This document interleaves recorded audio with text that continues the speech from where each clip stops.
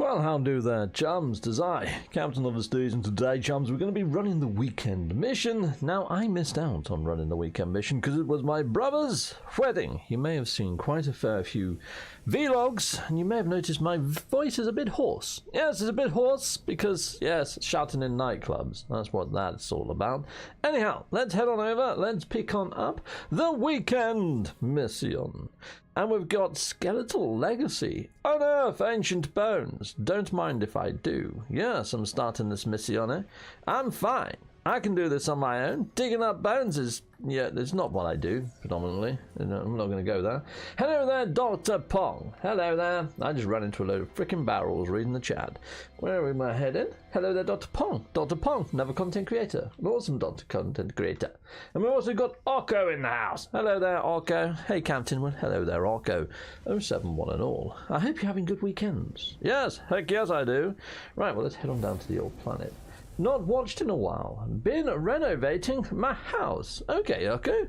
Well, it depends on how long you haven't been watching for, Orko. You know, there's quite a fair bit that's happened in No Man's Sky. We've had the old Sentinel update, living Leviathan frigates or a thing now. So it depends. I mean, you may know this already. Anyhow, let's have a quick look around. And it's coming to Nintendo Switch. This Friday coming. Yeah, but if you're in France, they've accidentally released copies already, or at least I'm seeing pictures of French boxes for the Switch version that people have got their hands on. So yeah, whether that's a mock-up or something, or a real genuine box, but it could be that we might start seeing Switch content or videos appearing online at some stage in the very near future before even release, if that's a thing, if that's real. So yeah, keep your beady little eyes open if you are looking for Switch info. Anyhow, we're heading down to this bone-rich planet. Now, whenever I've done these missions in the past, peeps, I usually find that I find the first amount of bones super duper quick, and then maybe the last 2 to 3 bones, they're nowhere to be found, and I have to take off and fly to another area of the planet. Let's see if that happens in today's gripping episode of Captain Steve Runs a Weekend Mission. Okay, right. Okay, brilliant. This is quite a nice looking planet. It's got quite a lot of bloody comms balls on this planet already. Have people been marking out where they found their bones? Okay, well that might make it a bit easier. I can fly to a comms ball if I can't find any bones later on. Okay, 500 odd years away. You can see there's quite a few. Oh, I've accidentally stuck down a bloody marker trying to lock onto something. All right, we'll get rid of that because that's just going to annoy me. Boom, that's over this way. Let's go, let's go. Sweet. Now, what I usually do is I turn off crossplay and multiplayer when I'm running these solo, mainly because you don't want other people seeing your marker or something and thinking, oh, I'd land by that person.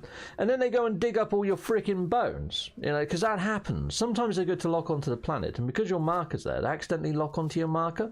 You end up with multiple people in the same location trying to pick up the same bones, and I don't know whether that works right. But here we go, let's pick this up. Let's grab this one. Lovely. 1 bone.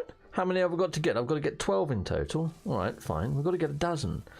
Brilliant! Oh, we've got ourselves an exceptional skeleton skull. A manufactured artifact. Adorned with this magnificent skeleton in death. Was this an intelligent life form? My beloved pet? The bones alone are inconclusive. This is nevertheless a remarkable find. Brilliant! We've got ourselves a remarkable find, peeps. Well, hello there, Scottish of the Rod variety. So Scottish Rod, another awesome content creator. Dr. Pong and Scottish Rod. I haven't got Wolfie here to drop links. So if one of you wants to drop a link to one of your own channels, that'd be cool, that'd be nice. Or to each other's. Yeah, Scottish Rod, you could drop one to Dr. Pong, and Dr. Pong, drop one to Scottish Rod. That'd be lovely and fantangly awesome, wouldn't it? Okay, right. Well, now I'm just being sent around in a bloody circle. But I've dug these ones up, you freaking cretinous piece of machinery. Look, I've dug them. I'm going to turn off multiplayer because weird things happen when you're in multiplayer. Let's just turn off crossplay. Let's turn off multiplayer. And let's see if my sweep scanner starts to behave itself any better. No, it's, oh yes, it looks like it's sending me around. And it's sending me back to my ship, isn't it? No. It's this way now. Okay, let's go. Coolio. Effing comms balls. Yes, there's a lot of them, isn't there? But, sometimes they can be helpful. Sometimes they can be quite funny. It's the ones that are sort of political and you play video games to get away from all that sort of stuff.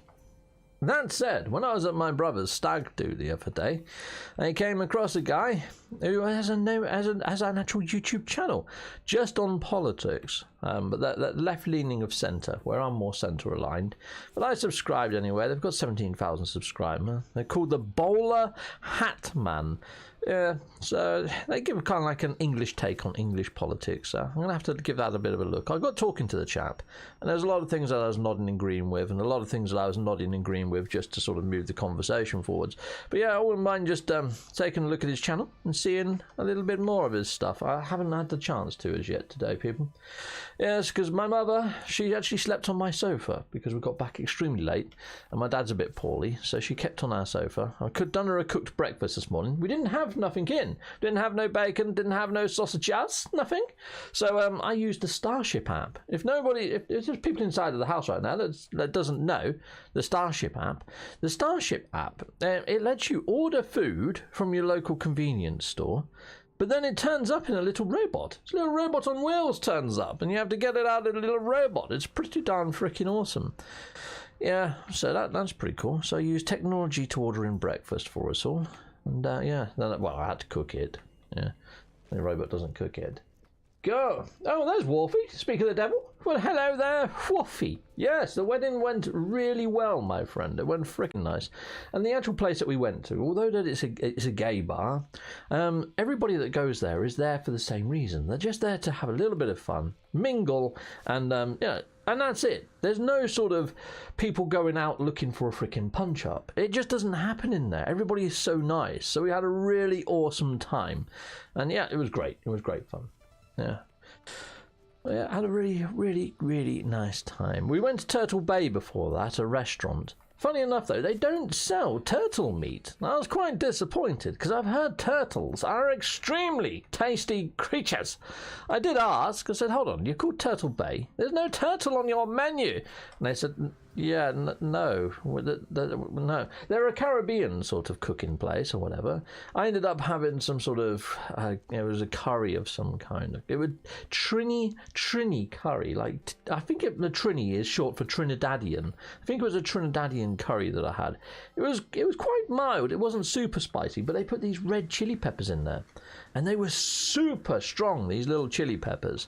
And the first one I just stuck in my mouth, not knowing, and frickin' heck, my eyes nearly popped out. It was frickin' hot. Yeah, very hot. I can't remember the name of the actual chilies themselves now. They weren't Ghost Cap, they were something else. But they were really hot, really freaking hot. And so, yeah, I didn't eat many more of them. I picked them all up. There we go. But then again, Sterling is Scottish, so... Oh, okay, cool. Okay, we got Mac for a day. Oh, is Mac for a day, man? No, I think Scottish Rod just mentioned him. They can't use the Mac Money Mac Funny face, as Mac is Scottish name thing. Oh, okay. Is that really... Oh, I like Boaty McBoatface. Oh, okay, well, that's a little bit...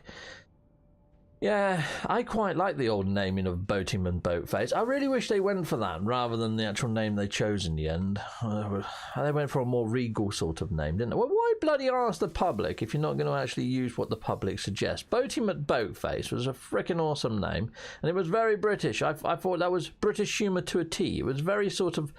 Oh, great. Okay, it's pointing me back at this bloody... Okay, we're going this way then. For a bone-rich bloody planet, it's not very bone-rich at all. This is one that I really wish I was running in a group. You know, we've got Wolfie in the house. But there we are. Cool. Let's carry on this way. Captain Steve, you need to add a redeem rewards. No, I don't. I don't like them. I find them extremely distracting. It's the same with games like Gamble and all that sort of stuff. I have hard enough job as it is, keeping up with everything that's inside of the actual stream. I don't need things going off and doing weird animations and stuff like... Yeah, it's funny the first time, but after you've heard it like 6 times, it's like, oh my days, can somebody please just stop doing that frickin' redeem thing? And when you see quizzes and it's like, gamble this, gamble that, going really fast, it's like, No.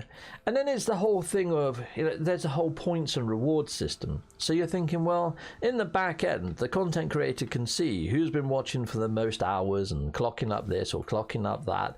And it almost feels like you're being almost, I don't know, vetted or recorded in a roundabout way. I don't really like that either. So I haven't put it on because I'm not really a fan of it. If I see it inside someone's chat, I might partake every now and again just for a bit of a laugh and just go and gamble everything I've bloody got, or as much as I blinking can, or just give away a load of it. Because, yeah, to be fair, it adds something, I think, for smaller channels to try and help bring them up a bit with interactions and stuff. Or if the chat is a little bit sort of low, or if the actual content creator is struggling for things to talk about, at least there's something going on inside of the actual chat amongst the different people there. But I often see you guys just talking amongst yourselves in here anyway. Or I'll talk about something, like mention something from my childhood, or mention I went to a gay bar, and then there'll be other people going, well, I went to one, and yes, it's awesome, it's freaking great, best night of my life, all that sort of shenanigans, So I kind of feel that I've already got quite an active chat. I don't really need to bring that to my channel, but thank you for the suggestion. Right, okay, I don't need to give the coordinates to Henry of the Rices, talking about people being in the channel. I've spotted Henry Rices here. So here's the coordinates for Henry of the Rices. So I've got myself an eclipse here, and a Sunday set, followed by a waypoint and a black hole, a diplo, a voxel or a gem or a box or with a dot in it or whatever, a Sunday set or a Sunday rise, a beetle and another Sunday set. Some people call it a jellyfish, people. We've got a wigwam or a TP, an eclipse and a triforce, a very Zelda-esque. So there we go, Henry of the Rice. And if you don't know who Henry of the Rice is, Henry of the Rice looks after the wiki, and they tend to update all the weekend missions, because at one time we used to have weekend mission lore, and it was a very good place if you missed out on doing the weekend mission to find out what snippets of lore you missed out on. And Henry Rice has been updating it ever since, and even backdated and updated it. And quite a lot of my old videos are there from when all that lore was actually taking part, and Henry Rice has done a sublime job of keeping that up to date. And so, yeah, feeding him with the coordinates for each sort of rendezvous for each of these weekend missions. We can only but hope that one day Hello Games reintroduces some of that lovely lore. Now, I did see a video put up into the verse. One of my viewers brought it to my attention to say, Captain Steve, look at this video that this person has done that says that speculation ruins the game, and yeah, all this sort of shenanigans, which I already done a video just the other day saying about speculation and does it actually ruin the game. And I said, well, not really, if you just keep it as speculation and not expectation.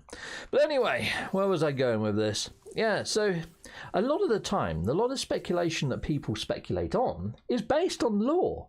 So every single time Hello Games adds in a new update, so let's say like Frontiers, for example.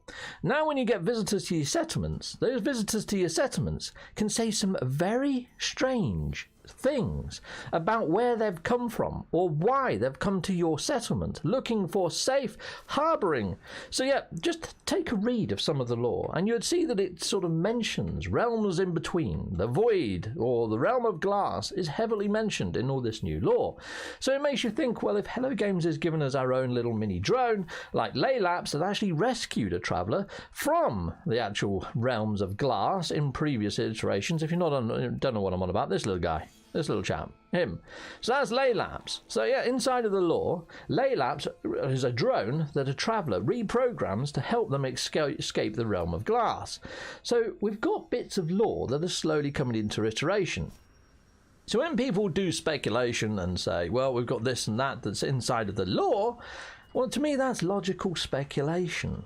Now, the actual person that made this video said, well, I only do logical speculation. Well, so do pretty much everybody else that does speculation, unless they put it out as being an ideas video, which I also do ideas videos. But most speculation isn't just based off of freaking thin air. It comes from somewhere. So, yeah, kind of a little bit grating, but there we go, there's that anyway. Gunboat Willie, hey Wharfie, always a pleasure to see you. Well, hello there, Gunboat Willie, salutamondo. We've also got Beyond in the house. Well, hello there, Beyond. Hi, hi, hi. Well, howdy diddly dandy. And also, to be fair, when it comes to No Man's Sky, one of the things that I like doing the most is uncovering the lore and thinking, is it going to bring that into realization, into iteration, in another update? I love doing speculation. That's one of the things I do. You know, it's And to be honest, when a new update drops and people go into the game files and they find some of this new lore and they hit me up with it and say, Captain Steve, what do you think of this? What do you think of that? Do you think it could be a reality one day? It's something that I jump all over because I enjoy that, you know? If Hello Games have written it into the actual game in text formation, there's a good chance one day they're going to act on it and bring it in as a reality, you know? So there it is. That's my take on it anyway, peeps. I might have to do a separate video on this, but that's my feeling on it. And also with speculation anyway, or even ideas videos, Hello Games said they're always listening to their community, and a lot of the time the actual ideas or speculation do make it into iteration. It's like when there was portals on planets right back at the start. They've been there for freaking eons, portals, and a lot of people have been saying, well, at the time, I wonder if these portals would be able to take you from planet to planet or from into a separate reality or whatever. Well, they do take you from planet to planet now, but it makes you wonder if there was a time where Hello Games were thinking, well, what can we do with these portals? How can we get them to work? Or whether they always knew how they were going to get them to work, but just didn't actually code it in at the start. You know, maybe they were working out the finite details. Who frickin' knows? But yeah, it's like a lot of people wanted cities, procedurally generated cities. Well, Hello Games probably couldn't deliver procedurally generated cities, so they gave us something in between a city and a town, a settlement. It's done the best they could, you know? There's all that sort of stuff. Oh, hello there, Kadena. Thank you for coming out of Lurking Mid. Welcome. Awesome to see you here.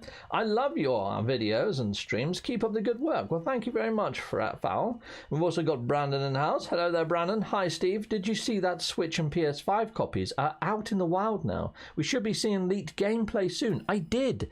So yeah, over on Twitter, Thunder has actually put out a screenshot that he's put together or found from somewhere that shows box art from the back of the Switch version. All the text on it is in French, so I don't know whether it's only happened in France or whether this is something that's happened more widely.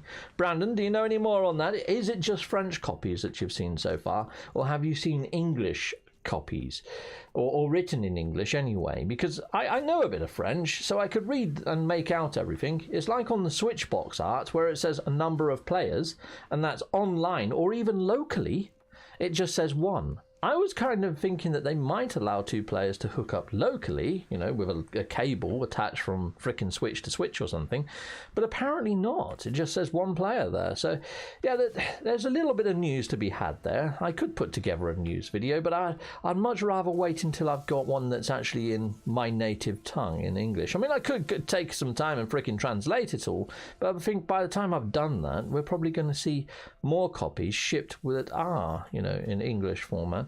Anyhow, let's call in my ship. Let's go turn these bones in, because we've got all frickin' 12. That was fun, wasn't it? I've got to do that scan thing. There we go. Let's find somebody that we've got to go and show a sample to. Brilliant. Where is said sample person? Well, we'll find that marker when we get in the ship, because when I've hit that scan, it's actually lit up the frickin' planet like a bloody Christmas tree, hasn't it? Alright, there we go. We've got a marker. It's over this way. We're going this way. Okay, there we are. How far is it? 30 odd seconds. Well, that's not too bad. I'm out. Got to take care of the mini loper. Well, take care, Henry Rice. I'm glad I could help you with that code, and keep up the good work on the wiki, my friend. You're doing a sterling freaking job. Heck yes, you are. It is vastly appreciated. I know you're not the only person that does the wiki. There's a few people out there, but yes, Henry of the Rises. Little nod of respect. Okay, right, where the fudge is that marker? How did I get up this high? Why is the cloud layer up so bloody high on this one planet? Okay, well, I'm flying down. I would like to see planets with different sorts of gravity that's actually more effective. You know, like you get the airless worlds, they're all got 0G. It'd be nice to have some sort of gravitational field register, so at least you know whether it's a high gravity type planet or whatever. Anyway, just feeling. Good day, Captain Steve. Much love. Enjoying the stream. Well, thank you, Kadena. Brilliant. Scottish Rod. Okay. Off to see the Burner Inceptor. Yeah, we're going to go talk to this chap. Heading in. There you go. Yeah, the Baron Inspector. Here we go. The lifeform's visor twinkles. They seem pleased to see me, but less interested in my company than in the prospect of analysing the bones I have excavated. Okay, well, here we go. There you go. The Korvax selects a sample from the bone matter, swiftly analysing it with their module built into the carapace. Returning the bones, they transmit the scan data directly into my suit, ready to deliver to the Nexus. Well, thank you very much there. Skeletal data has been delivered, mission has been completed, and we can head on back on to the Nexus. Did you see there how he actually cut it? The Nexus, the Korvax chum? Yeah, so although that it is called the spatial anomaly, the spatial anomaly is what it technically is, and the Nexus is where you get your missions from. So there's two parts to the actual spatial anomaly. The only reason I call it the Nexus all the freaking time, whether I'm picking up a mission or not, is mainly because you can select yourself to be an anomaly. When you detect weird things in space, they're called spatial anomalies. There's a lot of things inside this game that are called anomaly. There's a lot of anomalous frickin' shite going on, especially when you get into cooking, and you got anomalous jam and all sorts of other things. But there's only one thing called the Nexus, and that's that cube with that frickin' demented robot in that gives you loads of frickin' missions. Yes, so I just call this whole place the Nexus. There we are. Let's head on over and let's hand this in, and we get our Quicksilver, and the mission is done. Yes, it is. Brilliant. 1,200 Quicksilver, and I got a defense chit that I don't think anybody ever uses. Hello there, matey. Johnny 5, let's see what you've got. I probably would if I was a day one player and I got freaking attacked by something.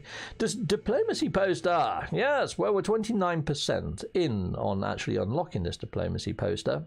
Is it one that I actually like? It's alright. It's not amazing, but it's alright.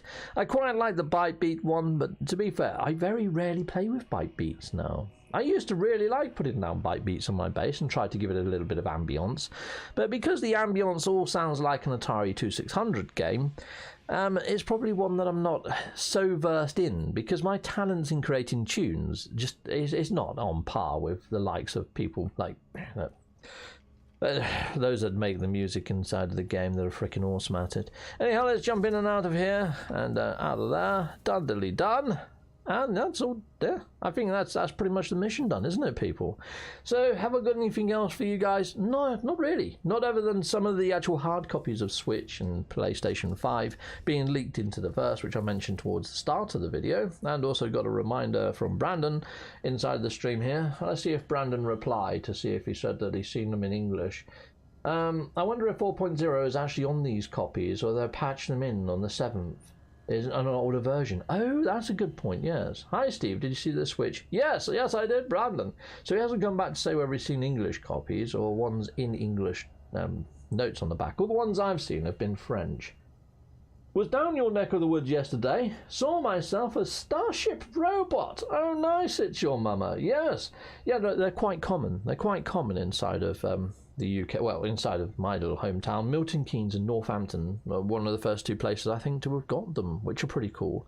And did you see that outside of Coventry they're actually made like this mini heliport, if you like to call it that, but it's sort of sunken into the ground and the top opens up like Windy Miller, and out comes a freaking port with loads of airborne taxis on.